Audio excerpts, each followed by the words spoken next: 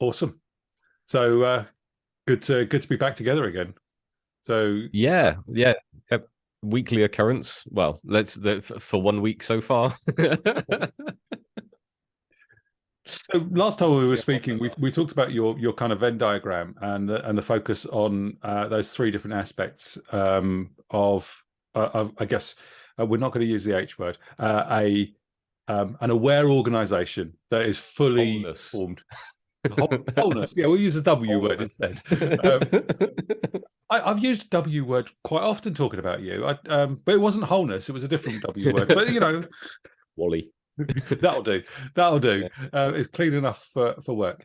But as we were forming up and before we pressed the record button, you said you had some kind of ideas whilst you were reflecting on that talk from last week. Always got ideas. Yeah, well, yeah, and I think actually it was more than that.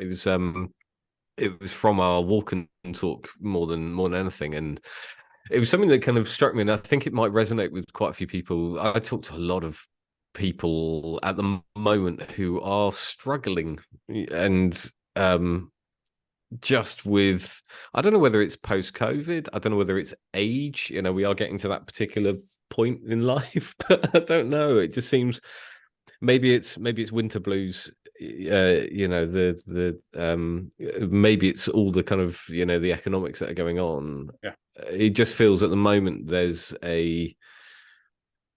quite a few people, and again, you look at where the job market is at the moment, and it's pretty sucky. Lots of organizations making people redundant. It's not a great time, not a great place to be for very many people. So, but yeah, I talk to a lot of people, and I've said it time again, is I think actually what I've lost a lot of over the last 3 years since the pandemic hit and everything changed.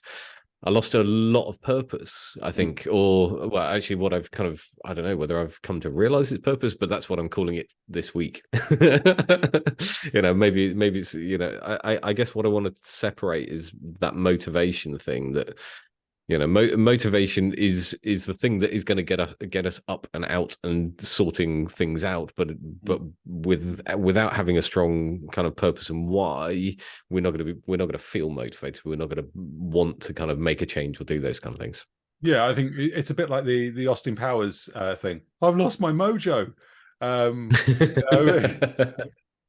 I think there's a lot of that going on, and I think on reflection, a lot of it is the economic situation we're in, and just a sense that the entire world is holding its breath for something to happen, not something positive either, and Yeah. that's it's just not a great place to be for anxiety, for stress, and I think to have a clear purpose, I mean, for want of a better word, a clear reason for getting out of bed in the morning, something you're trying to achieve is kind of critical to that.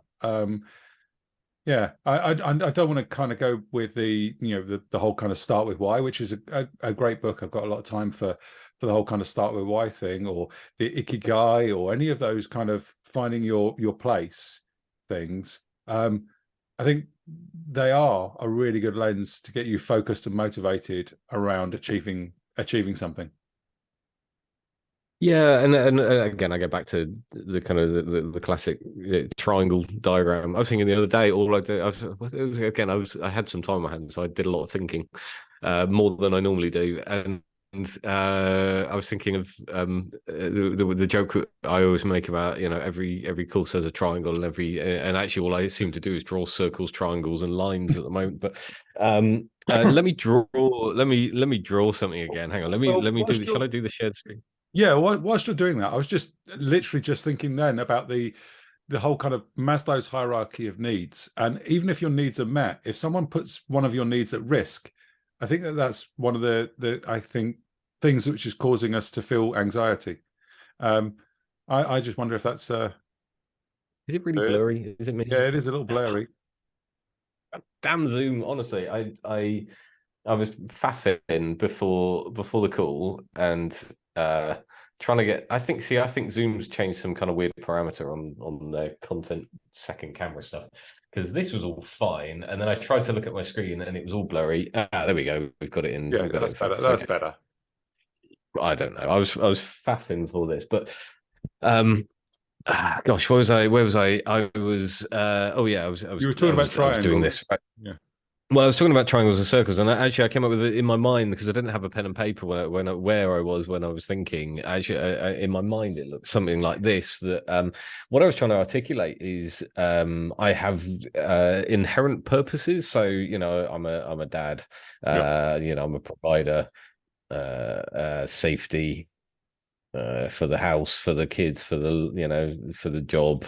Well, actually, this is the kind of like, again, some of this could be like slightly tenuous. I don't like being a dad's tenuous, but it's kind of, it is optional, I guess, to some degree. I don't know. But I was thinking what I actually have are some inherent kind of purposes that I don't get out of, right? And I guess this is kind of like, these are things I have to do, perhaps have to. Actually, I'm going to take this one out, right? But these are things I have to do. And there may be others, and I just can't think of them right now. But these are things I kind of felt I had to do. And actually, what I was missing was the way I first in my brain I articulated like this is so this is purpose, number one, or so main, whatever you want to kind of title it. I don't know. Yep. And then I was thinking, this is the optional. The option to yeah, right. It's too early in the day to spell properly. But these are the optional purposes, and this could be things like job, health, Hobbies. I don't know. I don't know. You also, I was suggesting maybe some hobbies and interests and things like that. yeah, Might sit in yeah, there and... hobby, interest. I think when I think health, I think sport, Yeah. etc., etc. And I was thinking, what I'm seeing actually quite a lot of is when I'm talking to men in particular, because that's kind of my main conversational people. There's a big split here. There's a kind of like there's a recognition that they, like me, have all these things they kind of feel they have to do, and yet there's some other things over here which may or may not be suffering for them. And so this was kind of like one way of articulating kind of how people are potentially feeling at the moment. Is there is this kind of between the things they have to do and the things not they'd like to do, but the things that are gonna their purpose, right? So this is a great purpose. I'm not diminishing anything that goes on in here, but for people to feel I guess fully as a whole, and this is where it kind of came down to in my brain, which was for me as a person to feel completely whole purpose. It needs to be kind of like this whole purpose around me is like I'm super happy doing all of these things, and I'm then super happy because I'm motivated and I feel there's I feel there is the why. Not just from a kind of I've got to look after family and those kind of things, but actually I go out for a run, or I go and cook for the family, or I go and do those kind of mental healthy well-being things that actually are for me, right? And they are, and it's not selfish to look at it like that. Because if you're always giving yourself away, again, your mental health will suffer. You're basically serving the needs of other people. So there has to be some, what people might see as selfishness in this. But in order for you to be whole, these things need to be there. And that was kind of like, that was a way of describing it. I've got a different picture I can draw, but that was kind of my thoughts. Yeah, no, I agree. And I think our conversation, without wanting to kind of go too far down that path, was reflecting on this is a really tough challenge, especially for for me, getting that balance, because I don't feel like I have a balance there. I don't get to do very many of the things. I don't even know what the things in that second bubble are, the things that I need and want. I know what's mandatory, but the kind of optional stuff, I don't even know what that list is. Yeah, and that's what I think. And this is where see, and now that's really, I'm glad you said that, because that for me was the breaking point as well, because I know they're out there, right? And you probably know they should be there, and there's like a part of you that's like saying, I need more, I need more, I need more. But it's like, can you really articulate what those things are, or do they just happen? So if you forgive me like swapping bits of paper for a minute, so there were two other ways I came up with it in my brain, right? One was the kind of I'll just put, you know, number one motivators, the kind of I don't know, the basics, or inherent, right? So the dad, you know, I have to be there, have to look after safety. And then the other one was like all the you know, number twos. Maybe we ought to come up with a different way of thinking about this. Yeah. A's and B's might work better in this model. But yeah, go on. Yeah, maybe a secondary. I don't know, secondary. But these are the kind of like, this is the, maybe it is the H-O-L-E. You know, the wholeness level, right? Which is like my whole self. You know, like in order for these, you know, these two to be true, it's kind of like this builds my whole self. Mm-hmm. But it's understanding, if you know, without these, you can have that sense of purpose, but there's still going to be something missing for you, right? That was one way of drawing it. The other way I was thinking is it more of a continuum, that you have all of like the inherent stuff over here, and then, you know, at certain points in your life, or, you know, whatever time frame, actually these things pop up, right? And then they go away, and your focus returns over here, and then sometimes actually you get a chance, an opportunity to focus over here. That was kind of a couple of other ways I thought about drawing it. Yeah, I like both of those models. I think the risk of the concentric circles model, and maybe what we're seeing right now, is under stress and pressure, we sink back in, right? Yeah. And what we maybe you and I are both feeling, and possibly others, is that, you know, these things in that secondary outer circle have become,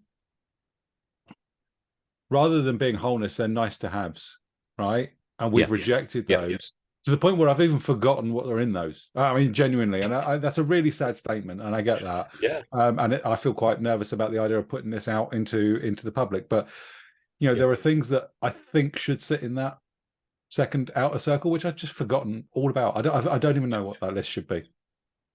Yeah, but I don't think that's uncommon. I don't think it's uncommon at all. I think COVID flipped everybody's life, right? And some people did really, really super well out of it, you know, and some people have probably had some impacts that have been less, you know, some level of trauma, or some level of impact that has been less overt, right? And I think it was interesting. My mum did a load of work in kind of the mental health sector, etc. And I think right at the start, she turned to me and said she was quite worried for, in general, the impact this is going to have on people. You know, and the you know, a potential that, you know, in time actually the damage is going to be, you know, is going to finally come out. Kind of interesting. You know, whether that's what we're seeing or not, I don't know. I think it's you know, we talked about Reason's Swiss cheese model and the kind of the nature of errors, you know, falling through the gaps. You know, we had that conversation that actually, are we just seeing not just one little thing happening, but we're now just feeling a whole combination of pressures from economics, you know, jobs, life, family. You know, the world is changing once again. You know, are we just seeing that impact, and we just kind of we are in a space nowadays where actually more articulate about it, right? And there are people. I was saying to my wife how amazing it was, and this would never have happened 10 years ago, 5 years ago, 3 years ago. When I speak to other men, some of them childlike, but other men, the first thing we all do is like, how are you? Right? But it's not but there's a second one, right? So there's, how you doing? Yeah, I'm good. No, but how are you? Yeah. And I don't know whether, like, every time, absolutely every time, and that's freaking awesome. Yeah. That's how it should be. Whether I know them very well or not, that happens both ways. And the openness is getting far better. Actually, men in particular being far more brave about sharing where they are and how they're feeling, and I think that's brilliant. There's a real challenge here, right? Because and I'm gonna try and tread a really careful line here, that the toxic masculinity thing is a double-edged sword. I think those outside of that see one thing.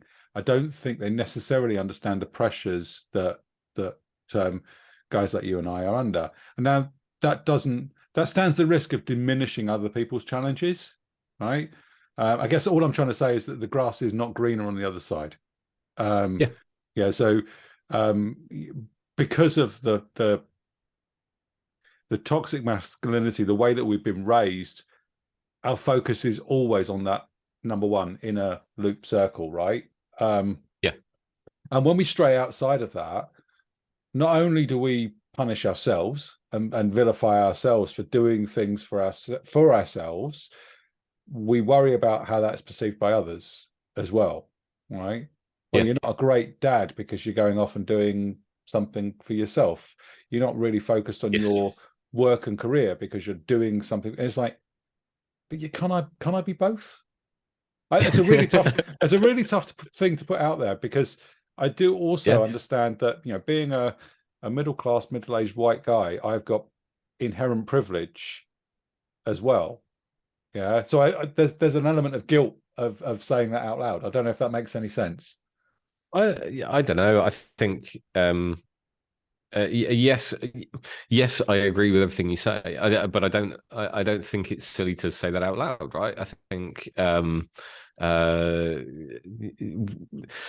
for many years we've had a blokes have had a stigma, maybe. It's like, go down the pub, it's like that, go down the pub and football, right? And there's a large majority who never or just don't do that a lot, like me. But the toxic masculinity that comes along with that is, fighting, never shares opinion, never shares their feelings, all that kind of rubbish. And I don't know. I think we're just kind of far more aware of where things are. I think again, it's that whole idea of just, you don't have to be in a particular situation to have awareness and understanding, right? You don't have to have a particular illness to have awareness and understanding of the illness and those kind of things. And I think we are just getting better in society at being able to learn and be more aware, and blokes in particular are getting better at sharing and kind of asking those questions.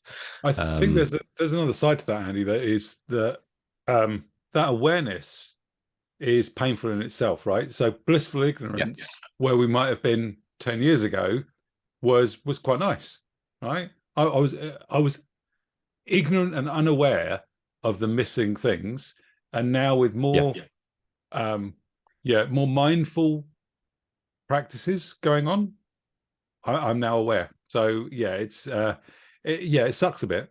Can I go back to the blissful ignorance, please? Well, I mean, I think and the job thing's the interesting one. I know I scrubbed it out of level 1. I mean, you have to, I think it's a basic need, right? It's a basic need to keep you motivated and and have a purpose. But I think also your job is in a level 2, right? Because it has to be long term. It has to be more purposeful for you to keep you happy, right? There are the jobs that you do to pay the bills, to keep the family safe, to ensure your house is okay, nothing terrible, right? But for you and your purpose in life, that job has to also fulfill that section as well. And I But think that's, so for me, the job's quite an interesting one. there's two different elements to that, right? So sadly, once again, and I think it comes with the kind of toxic masculinity thing, quite often our job defines who we are. And I mean, the thing, yes, when guys meet each other, they do now say, how are you? No, no, really, how are you? But when you meet someone for the first time, I don't even find myself saying, what's your name? I say, what do you do? Right? I don't know if you see that as well, right? So we really conflate the what you do as a job, as a career, as your That's a wealth. Yeah, but that's a UK culture thing, right? And I learned this uh from the Middle East and other places in the world, that um ask about, and I make a really conscious effort. The last question I try and ask anybody once we run out of other things to talk about is, what do you do, right? Yeah.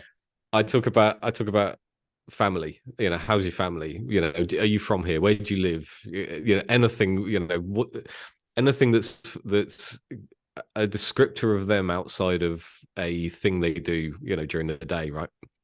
And it could be their job is their life, and that's cool.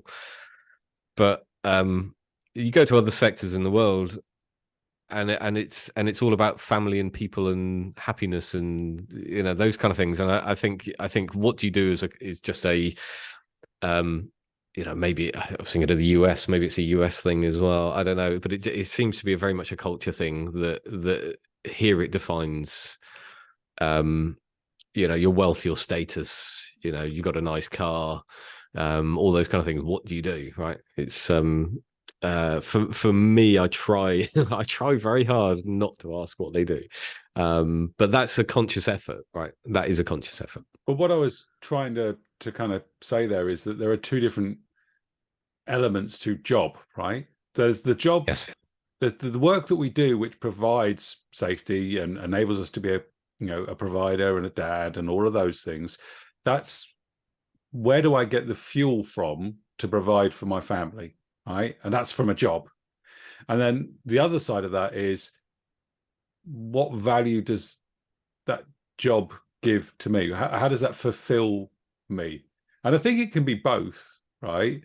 I think the risk is when it's just one of those things. When it's a job rather than a calling or a career or a something else. I can't think of a less poncy word to use, right? But when it is something which fulfills you, then it's a very different prospect. When it's something that Yeah. you have to do to pay the bills, then it's Yeah. a horrible, treadmill of get up every morning, go and do the same grind. Yeah. And for me, the best I've ever felt is when both those things intersect, right? That I Yeah. feel like I'm providing value, and the work that I do is it's paying the bills, which is great. It's quite often doing more than paying the bills. I'm blessed. I'm really lucky. But the other side of that is that I get joy and fulfillment out of the work. I get up in the morning, and not every day, but I bounce out of bed going, right, okay, let's bring this on. I'm looking forward to the challenges that today brings, because it's something that fulfills me as a person. So here's the thing that struck me about this, right? Is and exactly the same thoughts, that once the balance there, the kind of the sense of having to define a purpose is just goes away, right? What you hear a lot of is people going, you have to define your purpose in life, right? You know, you have to find that purpose in life, blah, blah, blah, blah, blah, right? And there are lots of people running workshops about, you know, find your purpose and all that kind of things. And I think it's good to explore, you know, the opportunities and possibilities for purpose, you know, and they help you, you know, find that motivation and that maybe a why. But I don't think you can ever define it, because for the reasons you've kind of articulated, that actually if you have a really clear balance between those two and you are happy doing it, right, that's kind of fulfilling your purpose, right? Yeah. Whether you feel your purpose is completely something else, you know, I'd probably argue, why are you happy right now? You know, I think, yes, my purpose is to save, you know, orphan lambs in Derbyshire. I don't know. yeah. I don't know. We But drove past Derby the other day. I don't know. I think part of the problem is that we don't have a language to describe that feeling. I think other cultures may have that. I'm thinking about something like ikigai. I think that's what it is from Japanese language. That kind of almost like a Venn diagram of where can I provide value, where do I love being, where do I, and a whole bunch of those things. I don't think we naturally have a language. We've got one word, which is job, right? And it doesn't cut it. So I think that fulfilledness. I think that for me, I worked in a startup, and my God, we worked hard. Well, I mean, we really worked hard every single day, including weekends, grafting. There were days when I woke up and went, "Oh my God, I just can't face it today. It's going to be." But on the whole, when I look at it as a bigger picture and zoom out, it was possibly one of the most fulfilling points of my entire life. And it's up there in that same bubble as being a dad, being a partner, providing for my family. It sits in that same bubble as it's worth to me. And that the learnings I took away from that is why I do what I want to do now, which is to give other people the opportunity to feel that kind of sense of value that comes with doing something which is a purpose, right? But without having to define it. And I think you're right. You can't necessarily just define purpose up front and say, right, I'm going to go and do that and be that person. Yeah. Sorry, I thought there was more to come with that. There probably is more to come with it, but I need some reflection time. Not enough coffee yet this morning.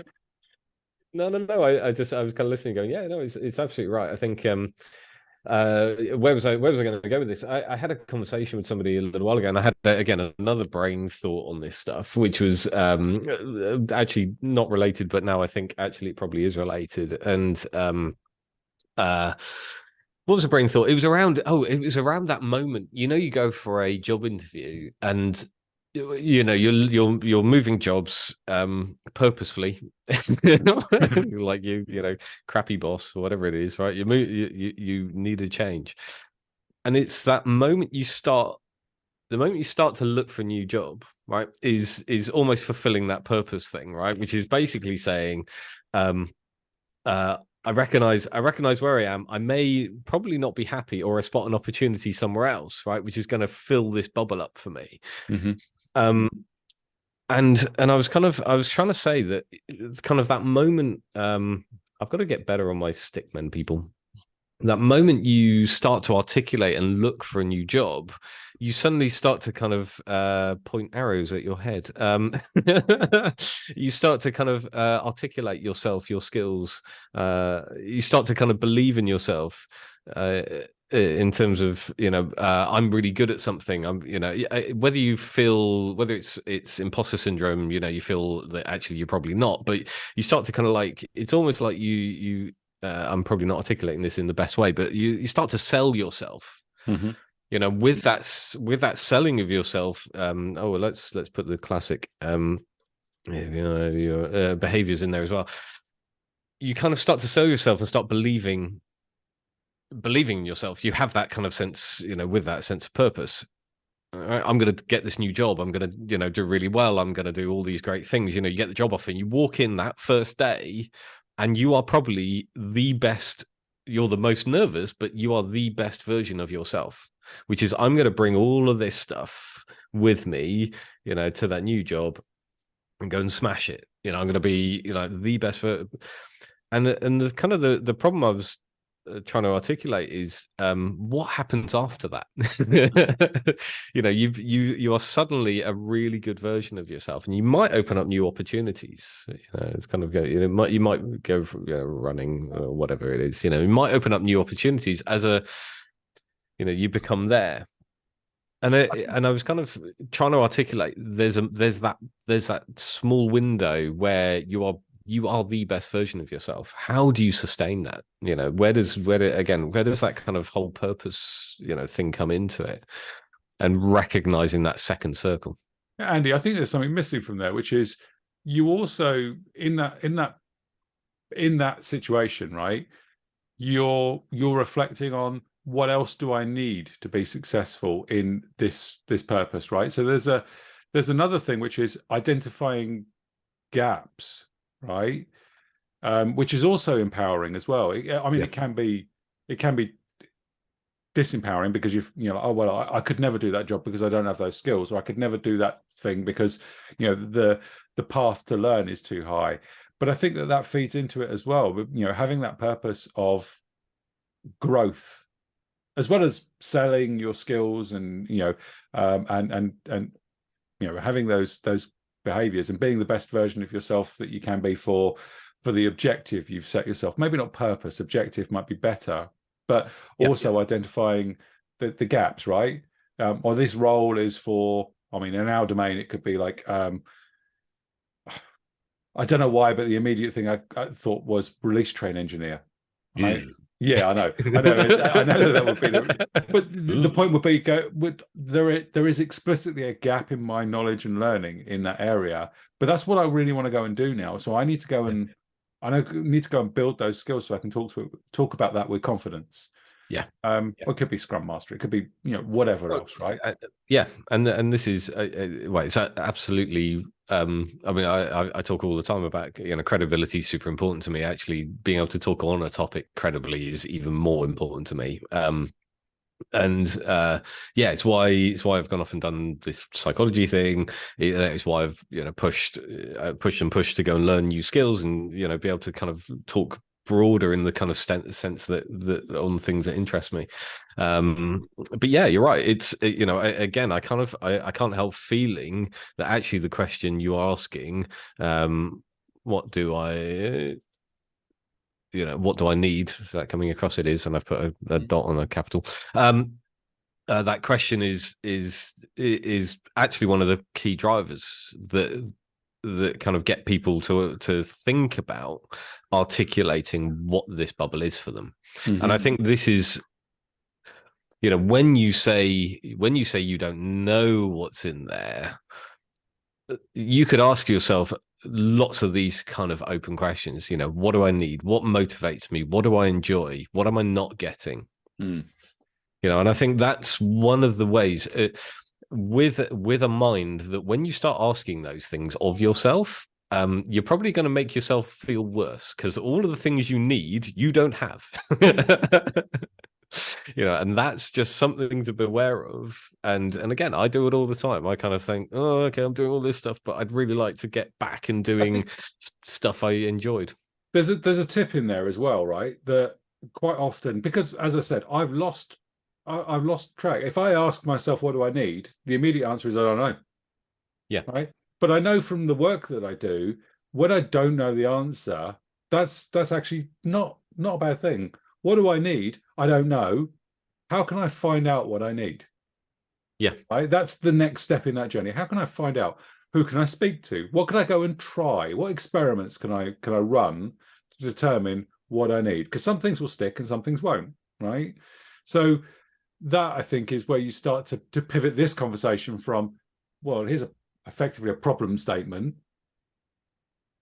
We can now start talking about maybe some of the things that you could do to address that. Like, for example, asking yourself, what do I need? And then when you fail to answer that question, because you probably will, think about, well, how can I find out what I need? And taking explicitly carving out the time to experiment, right? I'm going to try kayaking, right? Because getting out in countryside, being that will tick a bunch of boxes, which I used to like. I think I remember enjoying those things. What do I need? Maybe I just need more time to myself. That's a need that I have. Let's try this thing. Yeah. What do I need? More human connection. I'll go and speak to Andy. No, that's not what I needed at all. Yes, and it was again, when you were speaking, I was thinking, actually, there's the even speaking to somebody is like, find a good person to speak to, right? Or to speak to anybody randomly. Randomly, and they just genuinely speak to someone randomly and be open and honest with them. It's even better when it's some random person that you likely never meet again, right? They'll just come away from it going, well, that was a weird conversation. That was a weird guy. And you might get a lot more out of it. Well, we know articulating your thoughts is an incredibly powerful way of kind of de-stressing one way or another. I think it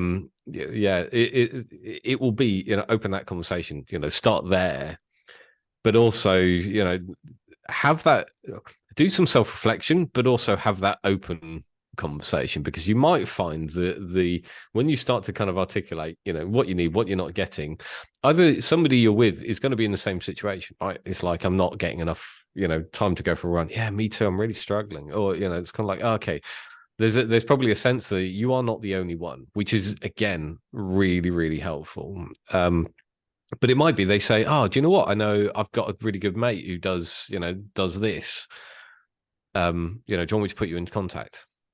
I'm just thinking there. So, is this just a bit of common sense that we're saying here? And I don't mean to devalue this, because what I think we're saying is, don't try and sit down with a pen and paper and work out what your purpose is. Yeah, right? I think that's just too big. It's too big a problem. So try and chunk it down and ask for help in achieving that, and then that will lead you to a better understanding of what your purpose may be. Yes, but I think the route to that is a little bit more nuanced depending on how people are feeling, right? And I think there are many avenues. There also, it's worth calling out the support routes for men in particular in terms of conversational. There are lots of groups. I mean, Andy's not mine. Andy's Man Club is one of the better known of the kind of support groups out there if you find you are struggling. Or you can speak to someone like me who's done the mental health first aid UK course. We can point you in kind of particular directions to go and have those kind of conversations. I think yes, at a base level, don't try and articulate it in your own brain for hours and hours and hours. You are going to make yourself feel way worse, probably. One of the things that we talked about whilst we were out walking was the man up effect. Oh yeah. Don't do that to yourself. Don't tell yourself man up, right? Yep. It's not you're hurting, right? If you're hurting, well, I just need to ignore it and move on. I've got to be stronger than this. Not healthy. Don't do it. No. It's that again. It's you were talking about toxic masculinity. It's the it's the man up effect, right? I'm a bloke, so therefore I should be able to cope with this. And if the people you choose to speak to say man up or words to that effect, smile, nod, and move on. Yeah. But they're not the people maybe best placed to help you. Yeah, absolutely. And there's a lot of us out there who will kind of, stick your chin up, puff your chest out, battle through, you'll be fine. Yeah. So purpose, right? So that was kind of where we wanted to open it up to is I don't know. It's just some weird brain thoughts I thought was far deeper than trying to solve my own problems. But I thought it was an interesting. We could relate it to in terms of purpose for the products and the stuff you're building. It's probably got the same nuance, right? There's probably some base level stuff that your product and business needs to go and solve, and then there are the kind of like the bunch of unknowns. I mean, the benefit for all businesses, they have like, a billion people trying to solve this side of it, and that's what gives us all jobs. But from a personal point of view, I thought it's just worth calling out that you don't have a number of people in your brain, although maybe you do, trying to solve this, but they're incredibly useless, like everybody else, So we need to be able to kind of figure out how to articulate and get ourselves back to a space where I'm not looking, I'm not suggesting once you go and solve this, going to be you might be the happiest, healthiest person. But I think until you start to open those conversations, you might start to feel a little bit happier, right? And kind of, if you can start to pull one of these things into, your base level, that is where you start to become, that happier person, starting to feel that purpose, actually living. There's an interesting, so the use of words there, pulling that into your base level. I think the important point here is that there isn't a separation between what makes you you. There aren't like second party things, right? These are important and these are less important, right? And I think we're coming back full circle here into being your whole self is important. Which is why I think that one's better. Your wholeness, your whole self, it's not really ones and twos. Yeah. That line should be blurred, because I think what we're saying is that, you know, as pressures pile on you, and there are significant pressures, all of those number two things just go out the window, and try and get them back. Yeah. Cool. There we go. Yeah. Well, I mean, I'm not a mental health first aider, but if anybody does watch this and wants someone to chat to, well, probably don't choose me, but if you do want to, then feel free to reach out, right? So yeah, absolutely right. Feel free to reach out to myself or go to Mental Health First Aid England, I think it is. If we're going to upload this, Andy, maybe we can find a list of resources, and we'll drop it as a list of potential places. I mean, I know, you know, the Samaritans, if you were really struggling, are a really good service for help, you know, under times of particular stress and challenge. And I know that there shouldn't be any stigma with picking up the phone and saying, I need help. Yeah, absolutely. But we live in a world where man up, right? I don't know. I think it's you know, I think it's changing, and I think and thank God. It is about changing. Bloody time. Yeah, absolutely. Awesome. Well, I'll post this up then, and we'll put some links and comments in. Yeah. And thank you for those who've watched, and hopefully we'll get together next Wednesday. I've got time, and we'll record another one. Awesome. Cool. Thanks again, Andy. I'll speak to you again soon. Cheers. Cheers. Bye.